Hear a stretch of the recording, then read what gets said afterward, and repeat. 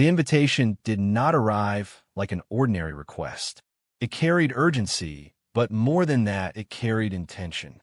There was something deliberate in the way it was worded, something calculated in its brevity, as though the man who sent it knew exactly how to provoke curiosity without revealing anything of substance. When the message reached the Forresters, the Logans, and the Spencers, it did not simply ask for their presence. It demanded it, and what unsettled them most was not the request itself, but the certainty that refusing was not truly an option.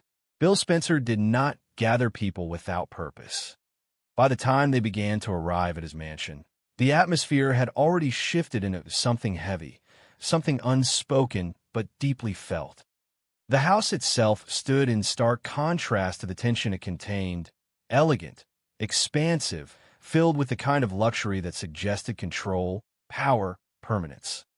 But beneath that surface, the air felt different, charged with anticipation, as though the walls themselves were holding their breath in preparation for what was about to unfold.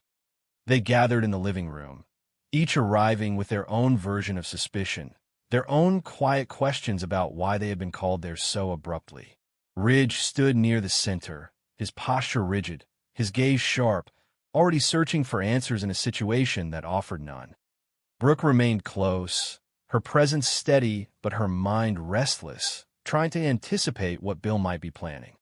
Nearby, Liam and Wyatt exchanged uneasy glances, their instincts pulling them in different directions, caught between loyalty and the uneasy awareness that something about this felt wrong. Hope stood slightly apart, her attention moving between the people in the room, sensing the fractures that had already begun to show even before Bill had said a single word. Steffi's expression, on the other hand, was far less guarded. She did not attempt to hide her distrust. Her eyes moved through the space with precision, already anticipating confrontation, already preparing for whatever Bill might reveal. Eric Forrester entered last, his presence carrying a weight that silenced even the quiet murmurs that had begun to form. There was history in that room, layers of alliances, betrayals, reconciliations that had shaped the dynamic between every person present. And now, all of that history felt as though it had been brought there for a reason, to be challenged. The room fell into a tense stillness as Bill finally appeared. He did not rush his entrance. He did not acknowledge the tension immediately. Instead, he allowed it to settle, to deepen, to draw everyone's attention toward him before he spoke. His expression carried that familiar edge, the slight curve of his lips suggesting confidence, even amusement, as though he was already aware of the reactions that would follow. When he began to speak, his voice was measured, controlled, carrying an undercurrent of something far more dangerous than simple arrogance. He did not start with explanations. He started with philosophy, with statements about power, about evolution, about the inevitability of change in a world where control was never permanent, only transferred from one hand to another. At first, his words felt abstract, almost detached from the reality of the people standing in front of him. But gradually, the tone shifted. The distance between concept and reality began to close, and the true purpose of the gathering began to emerge. He told them that the landscape of their world had already changed, that what they believed they controlled they no longer did. The first revelation struck with a force that no one had fully prepared for. Spencer Publications. Bill did not frame it as a negotiation, nor as a transaction open to interpretation. He stated it plainly, almost casually, as though the magnitude of what he was revealing did not require emphasis. He had taken it back. From Liam. From Wyatt. The silence that followed was immediate, heavy, absolute. Liam's reaction came not in words, but in the sudden stillness of his body, the way his expression shifted from confusion to realization to something deeper, something that settled into his chest with a weight he could not immediately process. Wyatt's response mirrored it, though his disbelief carried a sharper edge, a sense of something being taken rather than returned. This was not just a business decision. This was a declaration. Bill watched their reactions with the same calm detachment he had carried into the room, as though this was only the beginning, as though what he had just revealed was only the first step in something far larger. And it was because he was not finished. The second revelation did not come immediately. He allowed the weight of the first to settle, to disrupt the balance of the room, to create the instability he needed before pushing further. And when he did, the impact was even greater. Forrester Creations. The name alone shifted the atmosphere, drawing every eye toward him with a new intensity. This was not just another company.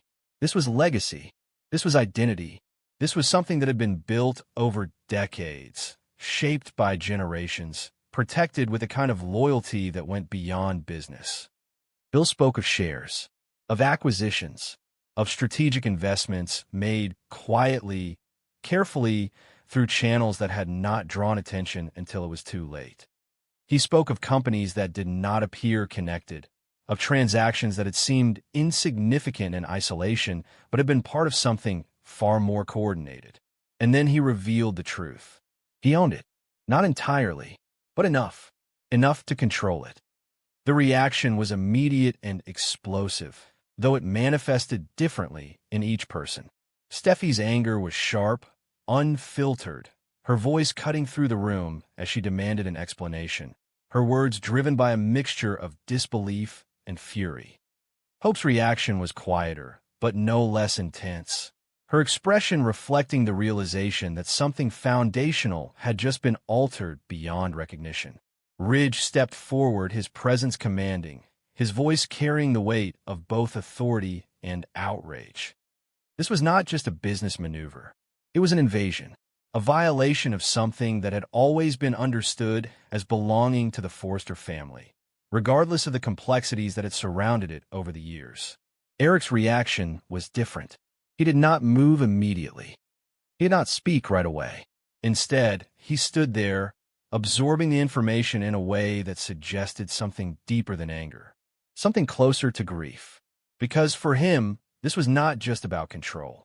It was about legacy, about the life he had built, the work he had dedicated himself to, the idea that something so personal could be reduced to numbers, to percentages, to ownership on paper.